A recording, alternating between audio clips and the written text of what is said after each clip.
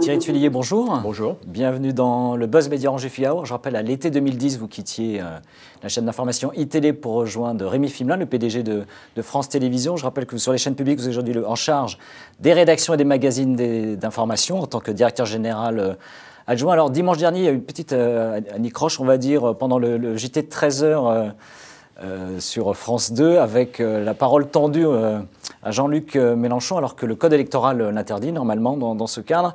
Est-ce que le CSA, qui veille au bon fonctionnement et au déroulement de ces élections et des projections audiovisuelles, vous a remonté les bretelles?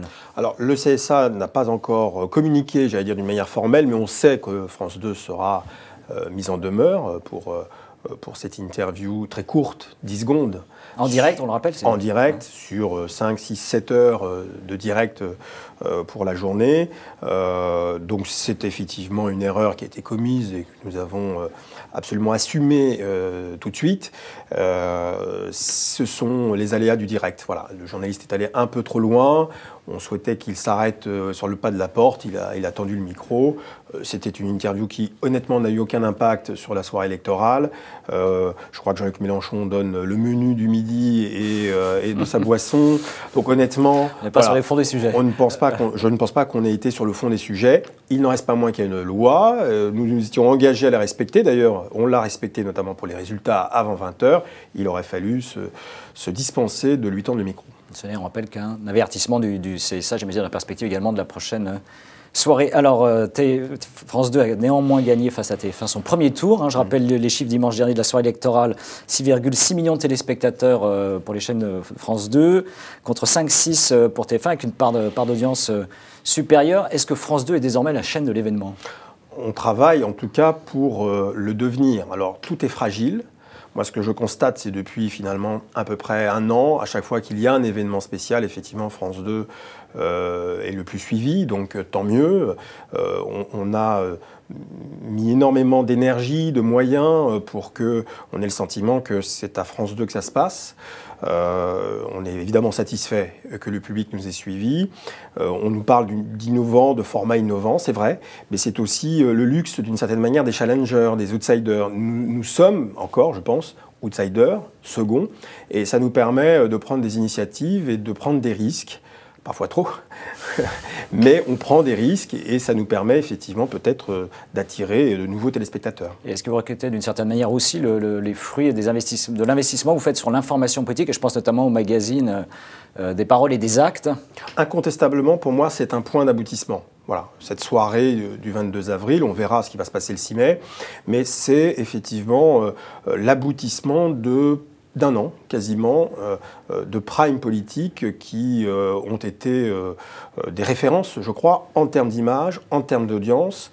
Ça s'est accéléré notamment avec les primaires. On avait déjà créé l'événement alors que beaucoup autour de nous étaient sceptiques sur le succès de ces deux débats. Ça avait été un carton. D'ailleurs, au jour d'aujourd'hui, c'est encore le débat du deuxième tour des primaires entre François Hollande et Martine Aubry qui bat le record d'audience en l'absolu. Bon. Et puis ensuite, évidemment, on a égrené ces des paroles et des actes au moins une fois par mois, voire 2 fois par mois, avec cette particularité, c'est que nous avons restauré le débat. Nous avons monté des débats qui ont été extrêmement suivis et je pense que ça a été justement une des qualités de l'antenne de France 2 et la raison pour laquelle ça a bien marché. Alors, des paroles et des actes reçoit demain, donc jeudi soir, François Hollande et Nicolas Sarkozy. Alors, ce sera l'un après l'autre. Est-ce qu'entre les deux tours, c'est un bon format d'émission, justement, des paroles et des actes pour...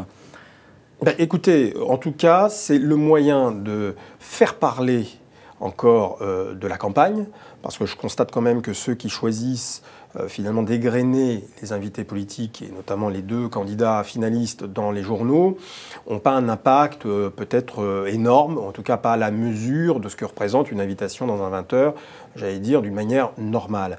Le 20h restant encore le point de rassemblement maximum des téléspectateurs. Chez nous, les téléspectateurs viennent d'abord sur les primes politiques. Ils ont été habitués à ce qu'on leur propose des rendez-vous politiques forts, réunir les deux finalistes sur le même plateau, même l'un après l'autre. Alors, pour votre information, c'est le tirage au sort a donné François Hollande en premier et Nicolas Sarkozy en second.